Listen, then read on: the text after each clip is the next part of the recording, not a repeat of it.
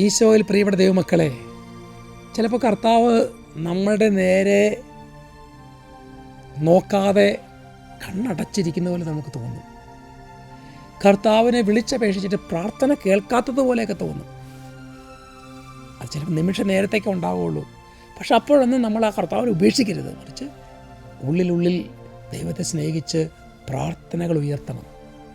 യേശയ്യാപ്രവചനത്തിൽ 54 അധ്യായം 8 തിരിക്കുന്നു, കോപാധിക്യത്താൽ ക്ഷണനേരത്തേക്ക് ഞാൻ എൻ്റെ മുഖം നിന്നിൽ നിന്ന് മറച്ചു വെച്ചു, എന്നാൽ അനന്തമായ സ്നേഹത്തോടെ നിന്നോട് ഞാൻ കരുണ കാണിക്കും എന്ന് നിൻ്റെ വിമോചകനായ കർത്താവ് അരുൾ ചെയ്യുന്നു. കണ്ടോ, നമ്മുടെ വിമോചകൻ, നമ്മളെ എല്ലാ ബന്ധനത്തിൽ നിന്നും മോചിപ്പിക്കുന്ന കർത്താവ്, എല്ലാ തരത്തിലുള്ള പ്രശ്നത്തിൽ നിന്നും ഉത്തരം നൽകുന്ന കർത്താവ്, എല്ലാ രോഗത്തിൽ നമ്മളെ സൗഖ്യപ്പെടുത്തുന്ന കർത്താവ്, വിമോചിപ്പിക്കുന്നവൻ എൻ്റെ ദൈവമായ കർത്താവ്.